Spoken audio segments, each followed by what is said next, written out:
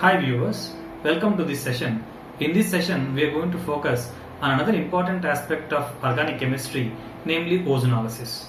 Now in this topic, we are going to cover what is ozonolysis, what is ozonization, is there any difference between ozonization and ozonolysis, what are the types of ozonolysis, what are the important aspects of ozonolysis in synthetic chemistry, and what are the important concepts on which the students need to focus to attempt the questions of IIT JEE examination in ozonolysis topic.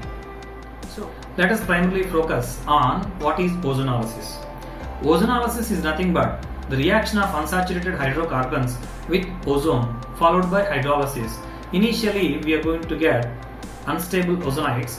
These unstable ozonides after hydrolysis will be forming corresponding carbonyl compounds. So the total process is generally referred as ozonolysis. Now in ozonolysis, what type of unsaturated compounds can participate?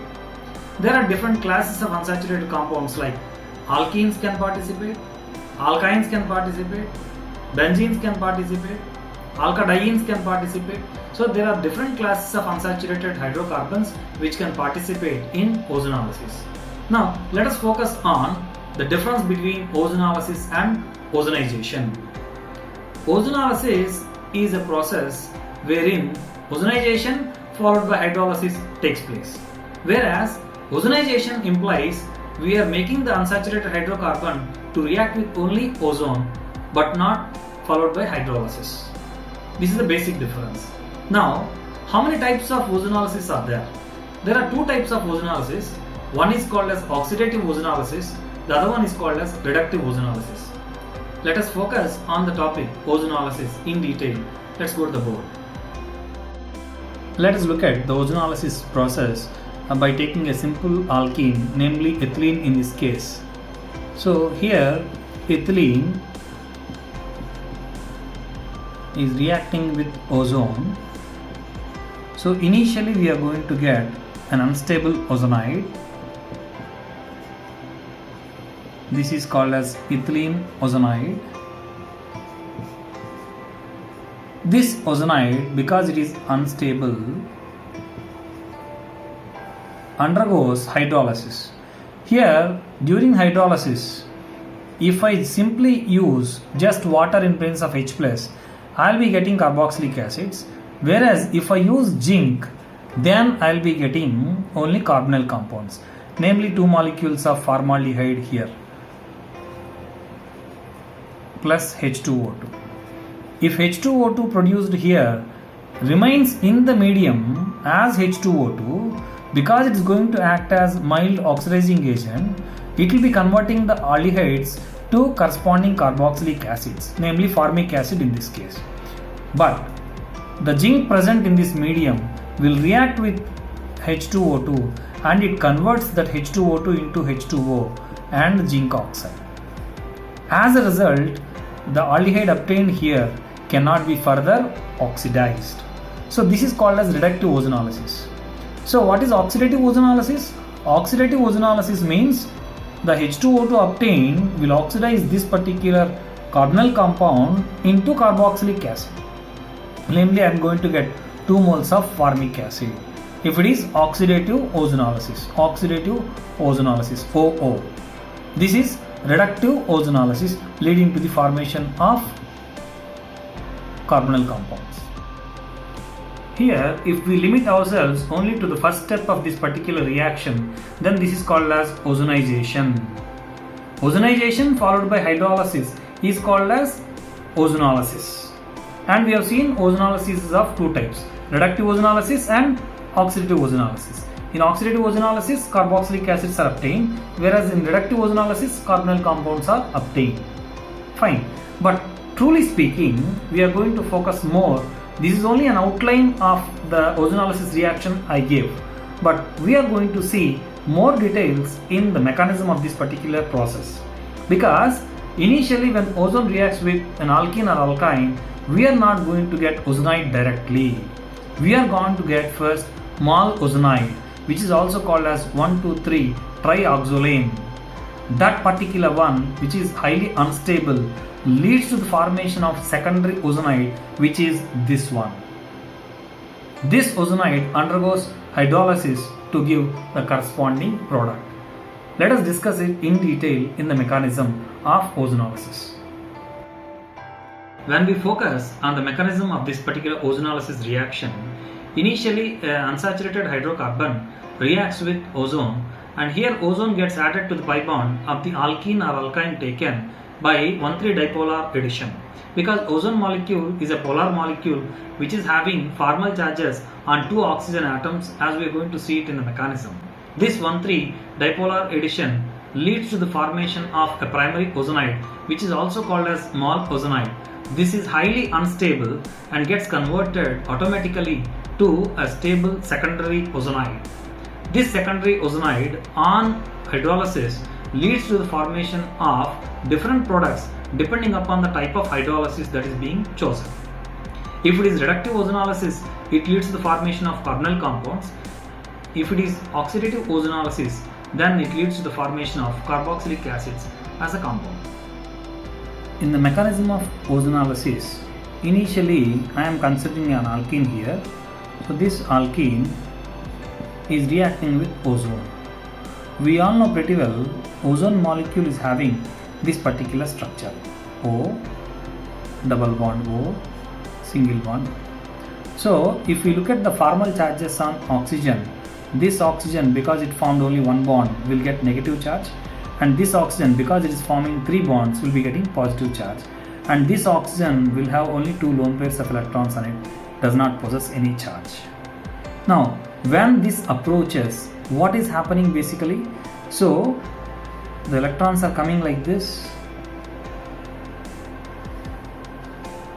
So as a result, we are initially going to get this compound C. The pi bond, because it is a weak bond, gets broken and it is given to one of the oxygen atoms. Let us suppose that is the first oxygen atom, this is the second oxygen atom, so this is the third oxygen atom. Therefore, what type of addition is taking place here? It is a dipole because it is having two poles. So it's a 1,3-dipolar addition across the pi bond of alkene, leading to the formation of this compound, which is also called as mol ozonide. This is also called as primary ozonide.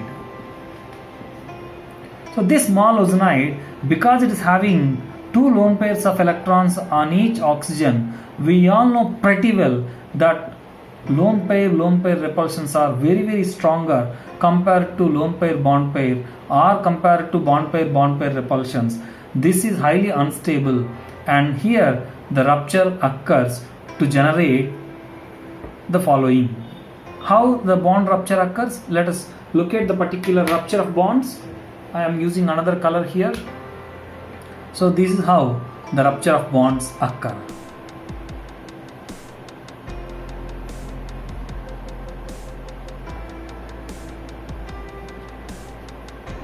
Okay, so as a result, what is happening? Let us see.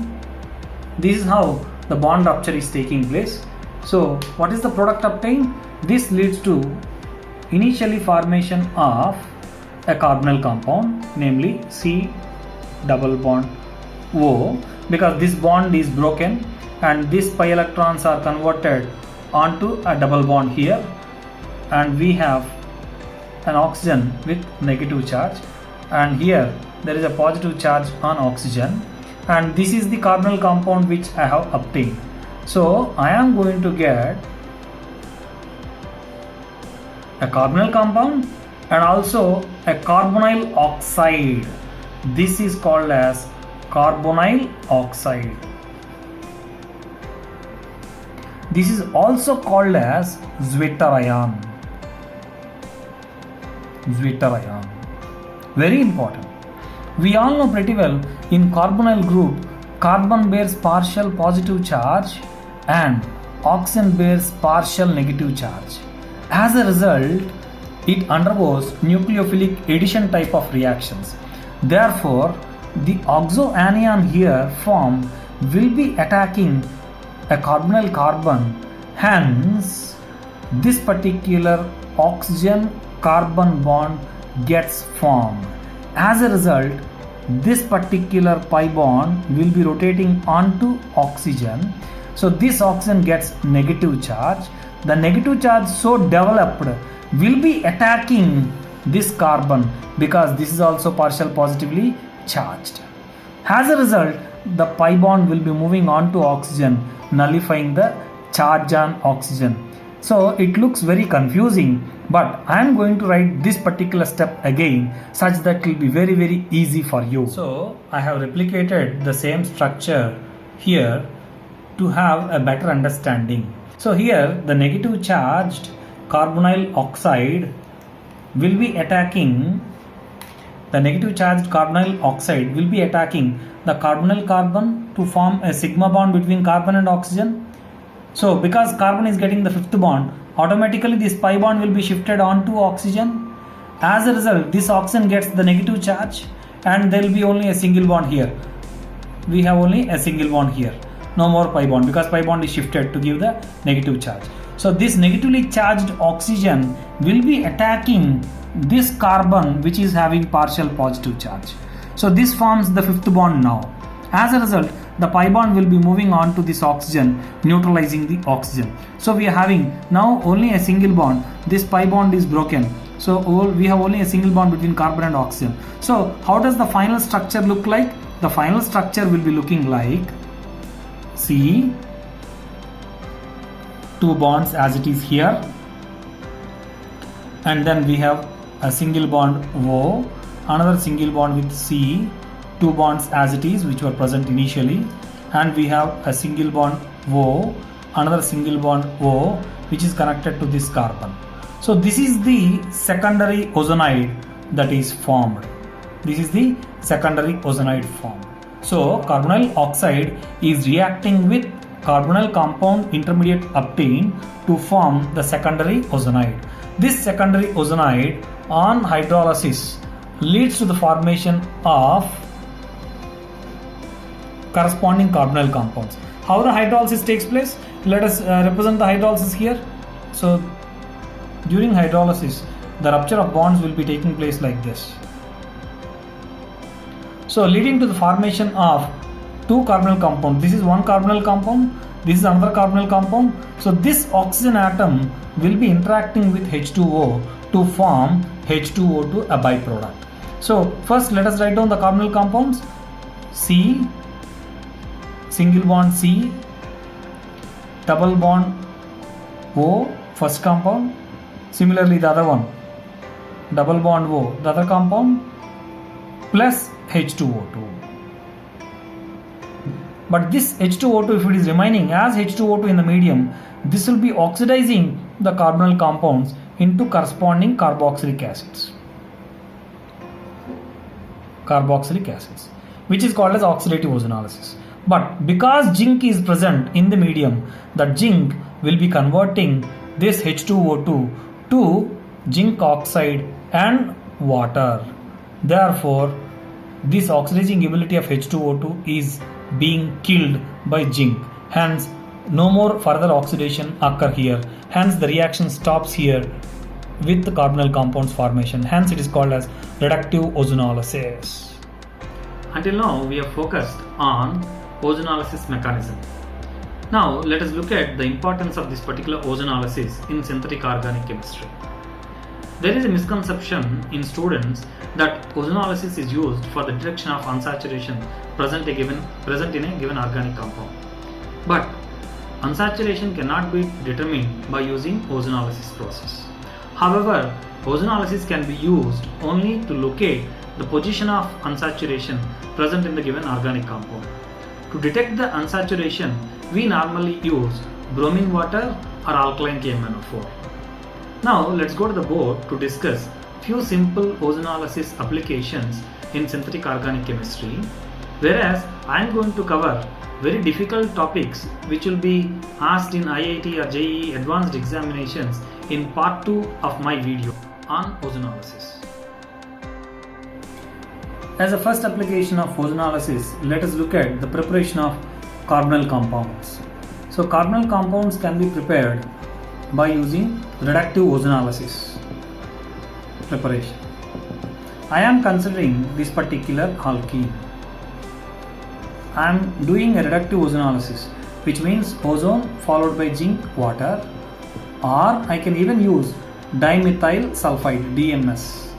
What is the formula of dimethyl sulfide? CH3 twice? Yes, because there are two lone pairs on sulfur, it can act as a reducing agent. So it can accept the oxygen, additional oxygen which is present here after the ozonolysis process to form dimethyl sulfoxide. So I will give you a trick here. During ozonolysis, what is happening? Directly the double bond between the two carbons gets ruptured, and this particular carbon will get a double bond O, and this carbon also gets a double bond O. So therefore, what are the products obtained? You see here, I have two carbons and then a double bond O, which means this is ethanol, CH3, CHO. And I have 1, 2, 3 carbons and then an aldehyde group. Because there is a hydrogen here, I am going to get an aldehyde. Therefore, CH3, CH2, CHO. So this is the aldehyde obtained. So propanol and ethanol are the two products obtained. This is first application. Let us suppose I have taken this type of alkene. Then what happens due to reductive ozonolysis? O3 followed by zinc and water. Here the rupture occurs and we need to put a double bond O here and also double bond O here. Therefore, what is the product obtained? You write down the remaining structure as it is. 1, 2, 3, 4, 5, 6 carbons. And at this particular first carbon I have a double bond O, and at this particular sixth carbon also I have a double bond O. This is the product obtained. So carbon is having 3 bonds, which means the fourth bond will be hydrogen. Here also the carbon is having 3 bonds, 1, 2, 3. Therefore the fourth bond will be hydrogen. So I am going to get 1,6 hexane diol. Diol. That's it. This is the first application. As a second application, let us look at the preparation of carboxylic acids. Carboxylic acids by ozonolysis phenomena. I am considering an alkene here, nothing but 2-butene. This on ozonolysis, I am now doing an oxidative ozonolysis, therefore I am not using the so-called zinc here. So automatically what happens, I told you already, during ozonolysis, the CC double bond gets ruptured and we need to add a double bond O here and double bond O at the other carbon where it is getting ruptured.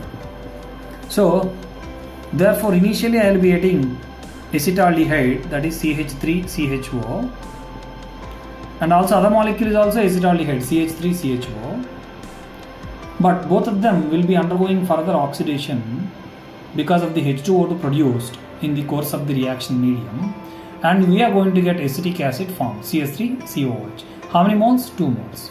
That's it. The third example, let us see how ozonolysis is used to locate the position of pi bond. He has a hydrocarbon with the formula C6H12 and he says this hydrocarbon on reductive ozonolysis forms formaldehyde, namely CH2O, and pentanol, nothing but C5H10O. Okay, so where is the position of pi bond? Is it present between 1 and 2 carbons, or 2 and 3 carbons, or 3 and 4 carbons? So how do you predict the position of pi bond in this particular alkene? That's what we have to see here. So what are the products obtained? Formaldehyde. Let us write down the structure of that particular formaldehyde. This is the formaldehyde. What is the structure of pentanol? Pentanol is an aldehyde with this particular structure, which is having how many carbons? 5 carbons. Now, to get the alkene, the trick here is that you remove the oxygen like this and join these 2 carbons with a double bond. That's it. So what is the product formed? CH2 double bond CH, the remaining carbons as it is, that is CH2 CH2 CH2 CH3. Therefore, the compound that is given is 1-hexene. So, like this, by analyzing the products obtained after the ozonolysis, one can predict the position of pi bond present in the given unsaturated hydrocarbon. Let us see few more applications of ozonolysis. As a fourth reaction, I am taking propyne. So this propyne on ozonolysis, what is the product obtained? I am doing a reductive ozonolysis, ozone followed by DMS. Then what is the product obtained? The final product is nothing but CH, double bond O. Mind you that sigma bond is not removed, because I need to cut off only a double bond between the two carbon atoms. There is a triple bond here. Therefore, that single bond will be remaining as it is in the product. And this is the final compound obtained. Now, let us look at another example. Somebody asked you, find out the products obtained in this particular reaction.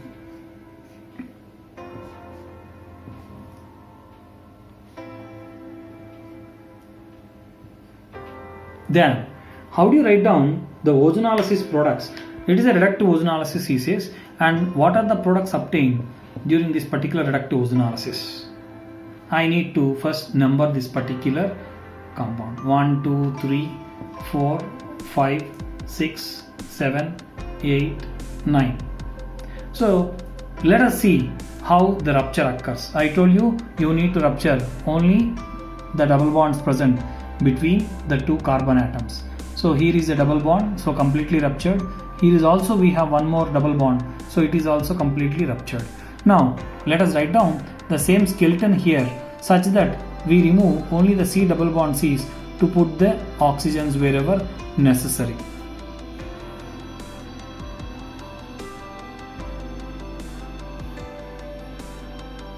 Now I ruptured this particular double bond, therefore it is a double bond O and also double bond O.